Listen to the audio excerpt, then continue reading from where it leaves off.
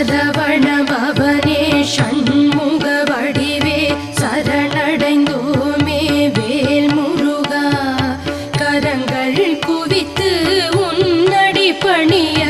காத்திடுவாயே வேல் முருகா நிரந்தரமான உனதருள் வேண்டி நினைப்போம் உன்னை வேல் முருகா பரமன் மகனே பன்னிரு கரனே பணிந்தோம்